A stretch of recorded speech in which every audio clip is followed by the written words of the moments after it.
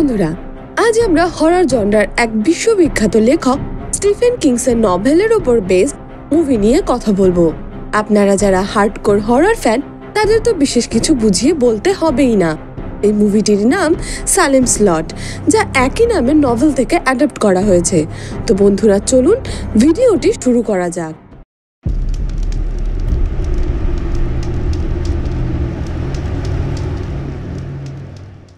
বন্ধুরা, মুভির শুরুতেই আমরা মিস্টার স্ট্রেকার নামের এক ব্যক্তিকে দেখতে পাই, যে আমেরিকার ছোট্ট একটি টাউন জেরুসালেম লটে অ্যান্টিকের দোকান চালাতো।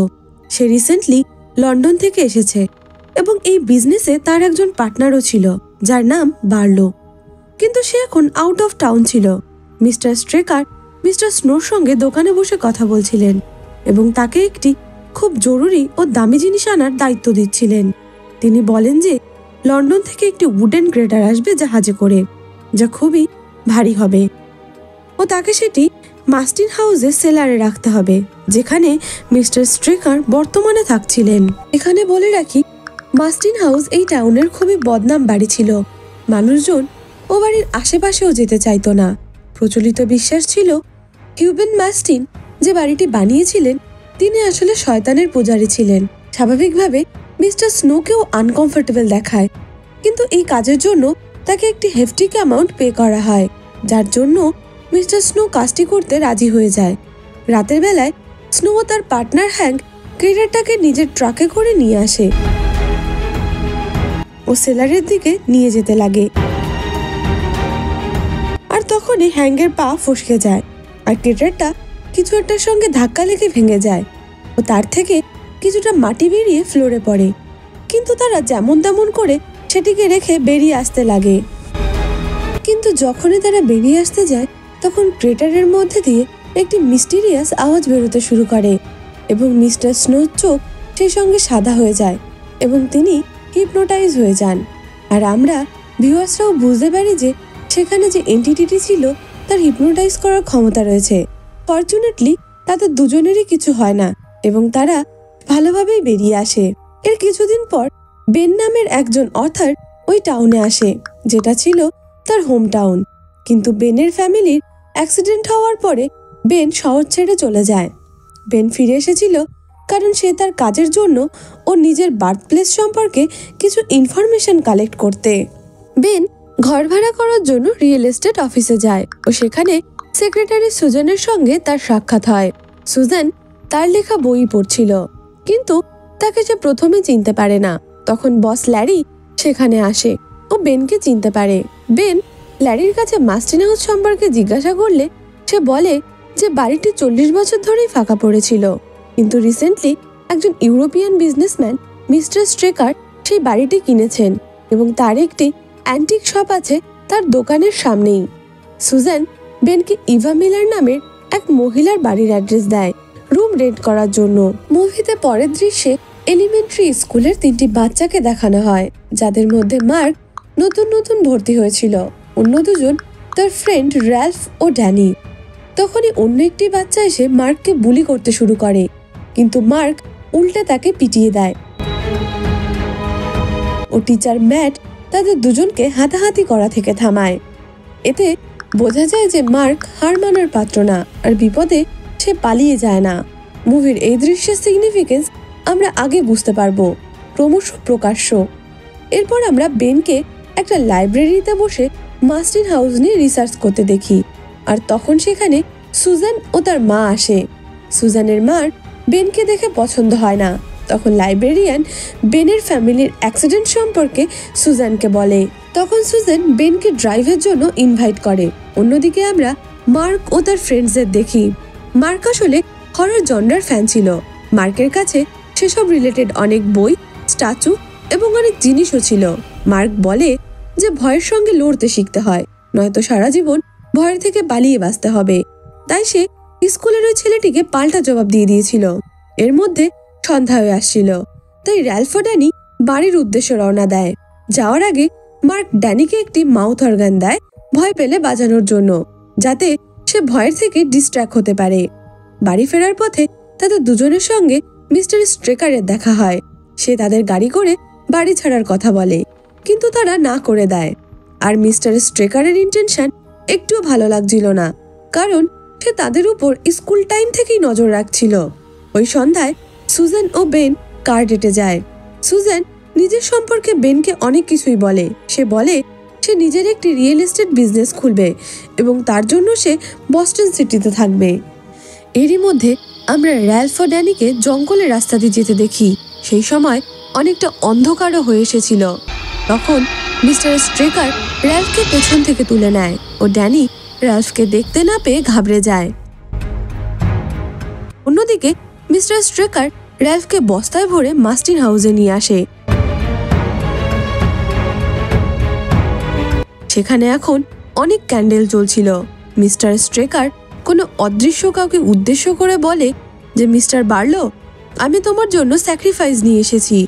আর তখনই হঠাৎ জোরালো হওয়ার জন্য সব ক্যান্ডেল নিভে যায় আর একটা প্রাচীন ভ্যাম্পায়ার সেখানে আসে ও র্যালফকে খেয়ে ফেলে, মানে তার সব রক্ত শুষে নেয়।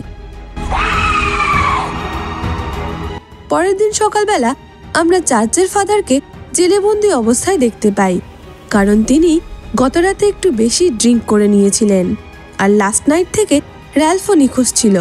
তাই তাকে খোঁজার জন্য সার্চ পার্টি গঠন করা হচ্ছিল। এইসব ঘটনা ঘটার এক সপ্তাহ পরে আমরা বেন ও ম্যাটকে কিছু স্থানীয়দের সঙ্গে ছোট্ট একটা ট্রাকে করে আসতে দেখতে পাই, যারা ওই সার্চ পার্টিরই লোক ছিল। কিন্তু এক সপ্তাহ পরেও র্যালফের কোনো খোঁজ পাওয়া যায় না। আর এসবের জন্য সবাই বেনকে ভালো নজরে দেখছিল না, কারণ তার টাউনে আসার পর থেকেই এসব শুরু হয়েছিল। আর সামাজিক নীতি অনুযায়ী লোকালসরা সবসময় আউটসাইডারদেরই সাসপেক্ট মনে করে। তখন সুজান সেখানে আসে ও তাকে বলে যে পুলিশ খুব শীঘ্রই সার্চ অপারেশন বন্ধ করে দেবে। কিন্তু সবচেয়ে বেশি অবাক করার ব্যাপার হলো ড্যানি ইনভেস্টিগেশনের টাইমে একবারের জন্য মিস্টার স্ট্রেকারের নাম করেনি। কোনো অজানা কারণের বশে সে সন্ধ্যার ঘটনা সব ভুলে গিয়েছিল, যার পরিপ্রেক্ষিতে বেন বলে যে অতিরিক্ত শক বা ভয় পেলে আমাদের ব্রেন সেই স্মৃতিগুলো মুছে ফেলার চেষ্টা করে। এখানে আমরা বুঝতে পারি যে বেনেরও পাস্টের কথা মনে নেই, তাই সে টাউনে তার পাস্ট লাইফ মনে করার জন্য ফিরে এসেছে। পরের দৃশ্যে আমরা ড্যানিকে দেখতে পাই যে রুমেই ছিল। হঠাৎ সে জানলায় কোনো কিছুর মুভমেন্ট ফিল করে এবং র্যালফের সে মাউথ অর্গানের আওয়াজও শুনতে পায়। ও দৌড়ে নিচে গ্রাউন্ডে চলে আসে। তখনই পুরো গ্রাউন্ডটা ধোঁয়াশায় ঢেকে যায়। সেই ধোঁয়াশার মধ্যে দিয়ে একজোড়া হাত ড্যানিকে শূন্যে তুলে নেয়। এর পরের মুহূর্তেই আবার ড্যানিকে তার মার রুমে দেখানো হয়। সে তার মাকে বলে যে আমি অসুস্থ। ড্যানির মা তখনই তাকে নিয়ে হসপিটালে অ্যাডমিট করে। ডক্টর ড্যানিকে এক্সামিন করে বলে ড্যানির এক প্রকারের অ্যানিমিয়া বা রক্তাল্পতা আছে। এর জন্য তার শরীরে রক্ত খুবই কমে গিয়েছে এবং তাড়াতাড়ি রক্ত তৈরিও হচ্ছে না। রক্ত দেওয়া সত্ত্বেও তার অবস্থার কোনো উন্নতি হয়নি। মুভির এই পর্যায়ে আমরা বুঝতে পেরেছি আসলে ড্যানির সঙ্গে কি হয়েছিল। তো রাতে হসপিটালে ড্যানির তৃষ্ণায় ঘুম ভেঙে যায় ও তার মা তার জন্য জল আনতে রুম থেকে বাইরে যায় আর ফিরে এসে দেখে ড্যানি ব্লাড ব্যাগ থেকে রক্ত পান করছিল। এরপরেই ড্যানি মারা যায়। পরদিন ফাদার ড্যানির সৎকার প্রার্থনা করেন এবং মাইক নামের একটি ছেলেকে কবর খুঁড়তে বলেন। প্রার্থনা করার সময় মাইক একটি গাছের তলায় বসে ঘুমিয়ে পড়ে এবং তার ঘুম সোজা রাতের বেলায় ভাঙে। ড্যানির কবর দাফন করার দায়িত্ব যেহেতু তার উপরে ছিল, তাই সে দ্রুত তার কাজ করতে শুরু করে। কবরের ওপর কয়েকবার মাটি দেওয়ার পরই মাইক কফিনের মধ্যে দিয়ে ড্যানির আওয়াজ শুনতে পায় ও ড্যানি তাকে কফিন খোলার জন্য বলে। মাইকও হতভম্ব হয়ে দ্রুত কফিন খুলে দেয় এবং দেখে ড্যানি তখনও মৃত অবস্থায় শুয়েছিল। তখন মাইক ভাবে যে হয়তো তার মনের ভুল হচ্ছে এবং সে আবার নিজের কাজে লেগে পড়ে। আর তখনই ড্যানি কফিন থেকে বেরিয়ে মাইকের উপর হামলা করে দেয় আর আমরা ভিউয়ার্সরা দেখতে পাই যে ড্যানি এখন ভ্যাম্পায়ার হয়ে গিয়েছিল। পরদিন সকালে বেন ম্যাটের সঙ্গে দেখা করার জন্য স্কুলে যায়। সেখানে তারা ড্যানি ও র্যালফের বিষয়ে আলোচনা করে। সন্ধ্যাবেলায় ম্যাট একটা বারে যায়। সেখানে সে মাইককে একটা কোনায় বসে থাকতে দেখে। মাইককে দেখেই বোঝা যাচ্ছিল যে সে খুবই দুর্বল এবং অসুস্থ আর মাইক স্ট্রেঞ্জ বিহেভ করছিল। তাই ম্যাট মাইককে তার বাড়িতে থাকার জন্য বলে ও পরদিন হসপিটাল নিয়ে যাওয়ার কথা বলে। মাইকও রাজি হয়ে যায়। এরপর মাইক ও ম্যাট বাড়ি ফিরে আসে, কিন্তু ম্যাট মাইকের গলায় দুটো বাইট মার্ক দেখতে পায় ও তার মনে সন্দেহ জাগে যে মাইককে হয়তো কোনো ভ্যাম্পায়ার কামড়েছে। তখন বুদ্ধিমানের মতো সে মাইকের সামনে কোনো রিয়াক্টই করে না, চুপচাপ জানালা দরজা বন্ধ করে সেখান থেকে চলে যায়। আর আমরা ভিউয়ার্সরা ব্যাকগ্রাউন্ডে মাইকের চোখ জলজল করতে দেখি। কিছুক্ষণ পর ম্যাট নিজের ড্রয়িং রুমে রেস্টলেস হয়ে ঘোরাঘুরি করছিল। তখন সে তার উপরের ঘর থেকে লেট মি ইন শব্দটি শুনতে পায়। ম্যাট হন্তদন্ত হয়ে বাইরে চলে আসে এবং দেখে উপরের ঘরের রুমের জানলা দিয়ে কেউ একজন রুমে প্রবেশ করছে, যার পা এখনো হাওয়ায় ভাসছিল। ম্যাট একটুও সময় নষ্ট না করে সোজা বেনের কাছে চলে যায় এবং বেন ও সুজানকে নিয়ে বাড়ি ফিরে আসে। সবাই মিলে উপরের ঘরে যায় এবং দেখে যে মাইক তখনও বেডে শুয়েছিল, কিন্তু এখন সে আর জীবিত নেই। বেন মাইকের গলায় কোনো বাইট মার্ক দেখতে না পেয়ে ম্যাটকে তা জিজ্ঞাসা করে। ম্যাট বলে যে যখন কেউ ভ্যাম্পায়ারে পরিণত হয় তখন তার শরীরের সব ক্ষত মিলিয়ে যায়। সে এও বলে যে ভ্যাম্পায়ারে পরিণত হওয়ার প্রসেস কিছু মিনিট থেকে শুরু করে কয়েক দিন অবধি চলতে পারে। আর বালিশে এক বিন্দু রক্তের দাগ দেখে বেন ম্যাটের বলা কথা বিশ্বাস করে নেয়, কিন্তু তারা কেউই ইনভেস্টিগেশনের টাইমে শেরিফকে কিছুই বলে না। ডক্টরও এক্সামিন করে বলে যে মাইকেরও ড্যানির মতো সেম অ্যানিমিয়া হয়েছে, কিন্তু ডক্টরও কিছু না কিছু সাসপিশিয়াস ফিল করে। মুভির পরের দৃশ্যে মার্ককে দেখানো হয় সে নিজের রুমে ঘুমিয়েছিল, আর তখনই জানলা নক করার আওয়াজে তার ঘুম ভেঙে যায়। আর আমরা ভিউয়ার্সরা দেখতে পাই যে জানলায় ড্যানি দাঁড়িয়েছিল, আর তাকে দেখে বোঝাই যাচ্ছিল যে সে এখন সম্পূর্ণরূপে ভ্যাম্পায়ারে পরিণত হয়েছে। মার্ক দ্রুত জানলা বন্ধ করে দেয়, কিন্তু ড্যানি অন্য জানলায় চলে আসে ও বলে জানলা খোলো, আমাকে ভেতরে আসতে দাও। মার্ক খুবই বুদ্ধিমান বাচ্চা ছিল, কিন্তু সে হিপনোটাইজ হয়ে জানলা খুলে দেয় ও ড্যানি ধীরে ধীরে ঘরের ভেতরে আসতে শুরু করে। আর এই পয়েন্টে মার্কও তার ভুল বুঝতে পারে ও একটা ক্রস দিয়ে ড্যানির ওপর হামলা করে তাকে সেখান থেকে তাড়িয়ে দেয়। তখন মার্ক দৃঢ় প্রতিজ্ঞ হয় যে সে ড্যানিকে ওই কাজ থেকে মুক্ত করবেই। তাই সে সারা রাত ভ্যাম্পায়ারদের সম্পর্কে যা যা জানতো সব ইনফরমেশন নোট করতে শুরু করে। মার্ক খুবই ইন্টেলিজেন্ট বাচ্চা ছিল। সে ড্যানির মুখে বার্লোর নাম শুনে বুঝতে পেরেছিল যে বার্লোই ভ্যাম্পায়ারদের হেড। সে এও বুঝতে পেরেছিল যে কাজটা ভাঙতে হলে তাকে বার্লোকে আগে শেষ করতে হবে। অন্যদিকে ম্যাটও নিজের মতো করে রিসার্চ করছিল, আর তখনই মাইক সেখানে চলে আসে। মাইক ম্যাটের উপর হামলা করতে যায় এবং ম্যাট কোনোভাবে একটা ক্রস দেখিয়ে তাকে সেখান থেকে তাড়িয়ে দেয়। তখন ম্যাট তাকে সারা ঘরে খুঁজে বেড়াতে লাগে, আর মাইক হঠাৎই তার উপর হামলা করে দেয়, যার ফলে ম্যাটের হাত থেকে ক্রসটা পড়ে যায়। কোনো রকমে সার্ভাইভ করে ম্যাট আবার ক্রসটা তুলে নেয় এবং জোরে বলে যে আমার ইনভিটেশন আমি ফিরিয়ে নিচ্ছি, আমার ঘর থেকে বেরিয়ে যাও। আর এমনটা বলতেই মাইক ঘর থেকে বেরিয়ে যেতে বাধ্য হয়। পরের দিন হসপিটালে নার্স এসে ডক্টরকে বলে যে গতরাতে ড্যানির মাকে মৃত অবস্থায় পাওয়া গিয়েছে, আর তাকে আপাতত একটা মর্চুয়ারিতে রাখা হয়েছে। ডক্টর এতে বিব্রত হয়ে জিজ্ঞাসা করে মাইকের শরীর এখন কোথায়। আর যখন তারা মর্গে খুঁজতে যায় তখন দেখে মাইকের শরীর সেখান থেকে গায়েব হয়ে গিয়েছে। তাই সে ম্যাটের বাড়িতে যায় ও দেখে ম্যাট ফ্লোরে পড়ে আছে। এরপরে ম্যাট, ডক্টর, বেন ও সুজান টিম আপ করে ভ্যাম্পায়ারের বিরুদ্ধে লড়ার জন্য প্রস্তুতি নেয়। ম্যাট বলে যে ভ্যাম্পায়ার হোয়াইট রোজ দেখলে ভয় পায়, তাই হয়তো মিস্টার স্ট্রেকার আগে থেকেই সব রোজ কিনে নেয়। আর আমরা বুঝতে পারি যে এরা যেসব ইনফরমেশন এখনো অবধি বের করেছিল তা মার্ক আগে থেকেই বের করে রেখেছিল। এরপর সবাই ডিসাইড করে যে তারা ড্যানির কবর খুঁড়ে দেখবে যে সে এখনো অবধি ভ্যাম্পায়ারে পরিণত হয়েছে কিনা, কিন্তু ডক্টর মিডওয়েতে বলে যে তা করার কোনো দরকার নেই।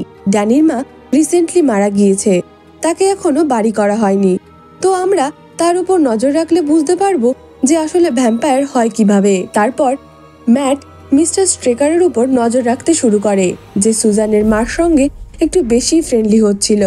অন্যদিকে মার্ক মাস্টিন হাউসের সেলারে যায় বার্লোকে শেষ করার জন্য ও তার পিছু পিছু ম্যাটও সেখানে প্রবেশ করে, কিন্তু তারা কিছু করার আগেই বার্লো ম্যাটকে ধরে ফেলে এবং মিস্টার স্ট্রেকার মার্ককে সেখান থেকে নিয়ে যায়। মুভির পরের দৃশ্যে বাকিরা মিলে মর্চুয়ারিতে যায় ড্যানির মায়ের উপর নজর রাখতে ও সবাই ওয়েট করেছিল যে কখন সে ভ্যাম্পায়ারে পরিণত হবে।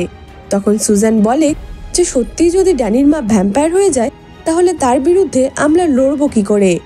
আর তখনই সে ভ্যাম্পায়ার হয়ে যায় ও উঠে বসে।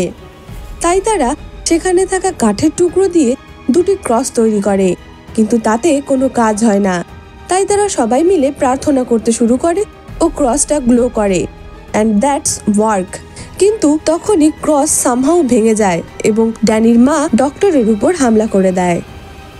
ড্যানির মা ডক্টরকে কামড়ে দেয়, তার মানে ডক্টর এখন ইনফেক্টেড হয়ে গিয়েছে।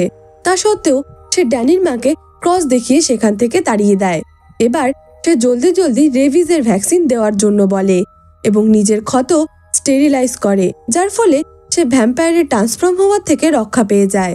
বন্ধুরা, এমনটা হতে এর আগে আমি কখনো কোনো মুভিতে দেখিনি যে রেভিজের ভ্যাকসিন ভ্যাম্পায়ারের ভ্যাকসিন হিসেবে কাজ করে। তারপর সবাই মিলে ম্যাটের বাড়ির উদ্দেশ্যে যায়, কিন্তু তারা দেখতে পায় যে ম্যাটের বাড়ির ছাদে আগে থেকে মাইক আর ড্যানি বসেছিল। এর ফলে তারা ধরে নেয় যে ম্যাটও হয়তো আর বেঁচে নেই। তারা সেখান থেকে পালিয়ে যায়। পরের দিন আমরা মার্ককে দেখতে পাই মাস্টিন হাউসে বাঁধা অবস্থায়, যাকে নেক্সট বলির জন্য রাখা হয়েছিল। But to our shock, mark নিজেকে ছাড়িয়ে নিয়েছিল, কিন্তু সে না পালিয়ে বসেছিল। এমনকি সে মিস্টার স্ট্রেকারের উপর হামলা করে তাকে শেষ করে দিয়েছিল। মুভির এই পর্যায়ে হিউম্যান মাস্টিনের সামান্য উল্লেখ করা হয়। তাতে আমরা বুঝতে পারি যে সে হয়তো বার্লোর সঙ্গে কোনোভাবে রিলেটেড। অন্যদিকে আমরা বেন, সুজেন ও ডক্টরকে চার্লসের ফাদারের থেকে সাহায্য চাইতে দেখি, কিন্তু ফাদার তাদের না করে দেয়, কারণ সে ফাদার হওয়া সত্ত্বেও ঈশ্বরে খুব একটা বিশ্বাস করত না। আর তখনই মার্ক সেখানে বীরের মতো প্রবেশ করে ও বলে ম্যাট এখন ভ্যাম্পায়ারে পরিণত হয়েছে এবং সে চার্চ থেকে হোলি ওয়াটার আর ক্রস নিতে এসেছে। এর সঙ্গে সে আরও বলে যে মিস্টার স্ট্রেকার মারা গিয়েছে। তারপর সবাই মিলে একজোট হয়ে মাস্টিন হাউসে যায় এবং ডেড বডিগুলো খুঁজতে শুরু করে। আর খুঁজতে খুঁজতে তারা সেলারে প্রবেশ করে, আর তখনই ম্যাট তাদের ওপর হামলা করে দেয় ও বেন নিচে পড়ে যায়। তখনই বাকিরা সেলারের দরজা খুলে দেয়, যার ফলে সানলাইট ভেতরে চলে আসে ও ম্যাট নিজের ক্ষমতা হারিয়ে ফেলে। আর এই সুযোগেই বেন ম্যাটের বুকে উডেন স্টিক ঢুকিয়ে তাকে কুপিয়ে মেরে ফেলে। এরপর সবাই সেখান থেকে বেরিয়ে ইন্ডিভিজুয়াল ভাবে কাজ করার সিদ্ধান্ত নেয়। ডক্টর শেরিফকে খবর দেওয়ার জন্য যায়, সুজান ও বেন তার মাকে সাবধান করতে যায়, আর মার্ক ও ফাদার মার্কের বাবা মাকে সাবধান করে চার্চে নিয়ে আসার জন্য যায়। বন্ধুরা, আমরা দেখতে পাই যে সারা টাউন নির্জন হয়ে গিয়েছিল। হয়তো সবাই এখন ভ্যাম্পায়ার হয়ে গিয়েছিল। শেরিফও নিজের জীবন বাঁচানোর জন্য শহর ছেড়ে পালাচ্ছিল, ডক্টরের শতবার বোঝানো সত্ত্বেও। অন্যদিকে আমরা সুজানের মাকে দেখতে পাই, যে বেনকে দেখে খেপে যায় এবং বলে যে সে বার্লোর নতুন সার্ভেন্ট, বার্লো তাদের সব সমস্যা ঠিক করে দেবে। আর তখনই কোথা থেকে একটা ভ্যাম্পায়ার এসে সুজানকে কামড়ে দেয়। বন্ধুরা, এখানে বলে রাখি, মিস্টার স্ট্রেকারের মৃত্যুর পর বার্লোর একজন হিউম্যান সার্ভেন্টের দরকার ছিল, তাই সে সুজানের মাকে নতুন সার্ভেন্ট হিসেবে বেছে নিয়েছিল। এরপর বেন সুজানকে ইনফেক্ট হওয়া থেকে বাঁচানোর জন্য গাড়ির দিকে ছুটে যেতে লাগে, কিন্তু সুজানের মা তাদের লক্ষ্য করে ফায়ারিং করতে শুরু করে। অন্যদিকে মার্কের বাবা মা ফাদারের সঙ্গে কথা বলছিল, তারা ভ্যাম্পায়ারে বিশ্বাস করছিল না। আর তখনই ডোরবেল রিং হওয়ার আওয়াজ আসে। অ্যাজ অবভিয়াস, সবার বারণ করা সত্ত্বেও মার্কের বাবা দরজা খুলে দেয়, কিন্তু কিছুক্ষণ পর্যন্ত কেউই ভেতরে আসে না। আর তখনই বার্লো নিজেই সেখানে এসে উপস্থিত হয় ও মার্কের মাকে কামড়ে দেয়। আর এই দৃশ্যে আমরা প্রথমবারের জন্য বার্লোকে স্পষ্টভাবে দেখতে পাই। সেই সঙ্গে মার্কের বাবাকেও বার্লো কামড়ে দেয়।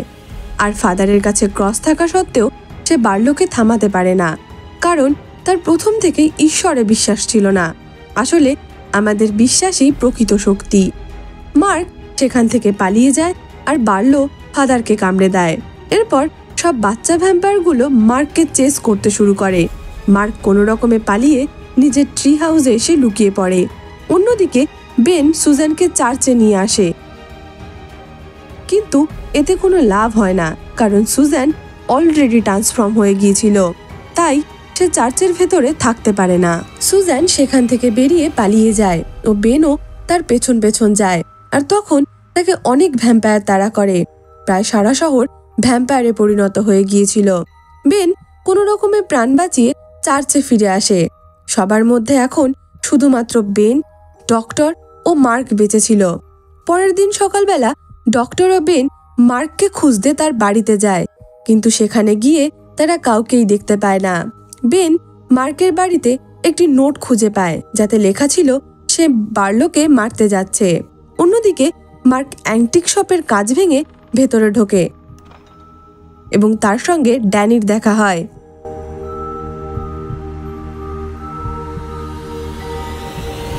ড্যানির সঙ্গে লড়তে গিয়ে মার্ক ড্যানির বুকে একটি উডেন স্টিক ঢুকিয়ে দেয়। আর তখন ফাইনালি ড্যানি ফ্রি হয়ে যায় ও মার্ক তার প্রমিস রক্ষা করে। দোকান থেকে বেরোনোর পর মার্কের সঙ্গে বেন ও ডক্টরের দেখা হয়। তখন বেন টাউন থেকে বেরিয়ে যাওয়ার কথা বলে, কিন্তু মার্ক তাতে না করে দেয়, কারণ সে বলে যে বার্লো আমার প্যারেন্টসকে মেরেছে, তো এত সহজে তাকে আমি ছাড়বো না। আর এভাবে চলতে থাকলে তো অন্য শহরও উজাড় হয়ে যাবে, আর কতদিন তারা পালিয়ে বাঁচবে। আর আমরা ভিউয়ার্সরাও দেখতে পাই যে দিনের বেলায় পুরো শহরের লোক কেউই বাড়িতে ছিল না, না তো তাদের গাড়ি ছিল। বেন বুঝতে পারে যে বার্লো সহ সবাই হয়তো ড্রাইভিং ফিল্ডে লুকিয়ে আছে, আর সেখানে গিয়ে তারা দেখতে পায় যে সব গাড়ি খালি। তখন তারা গাড়ির ডিক্কি খুলে সুজানকে দেখতে পায়। আসলে ভ্যাম্পায়াররা গাড়ির ডিক্কি কফিন হিসেবে ব্যবহার করছিল।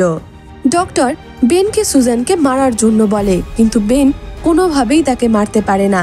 তাই ডক্টর নিজেই সুজানকে মারার জন্য যায়, আর তখনই সুজানের মা তার উপর গুলি চালিয়ে দেয়।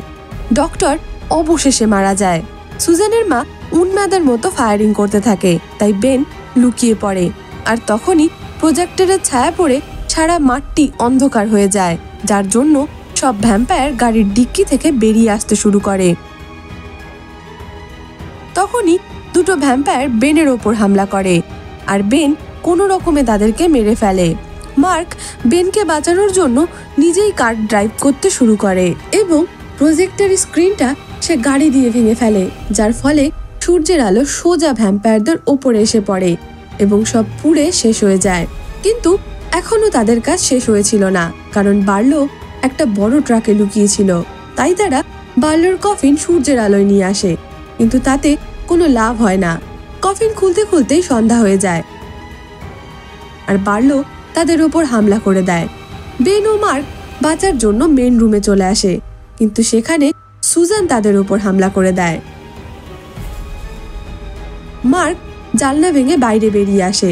অন্যদিকে সুজান বেনকে ধরাশায়ী করে ফেলে। তাই কোনো উপায় দেখতে না পেয়ে বেন একটা চেয়ারের পায়া ভেঙে সুজানের হার্টে ঢুকিয়ে দেয় ও শেষ অবধি সুজানও মারা যায়। আর বার্লো মার্কের পেছনে পড়ে যায়। মার্ক একটা শেডের ভেতরে লুকিয়ে পড়ে, কিন্তু তাতে শেষ রক্ষা হয় না। ফাইনালি বার্লো মার্ককে ধরে ফেলে ও তাকে কামড়াতে যায়। আর তখনই বেন একটা উডেন স্টিক বার্লোর মাথার পেছন থেকে ঢুকিয়ে দেয় ও অবশেষে সেই কালরাত্রির অবসান হয়। তারপর মার্ক ও বেন গাড়ি নিয়ে সালেম স্লট টাউন থেকে বেরিয়ে যায়।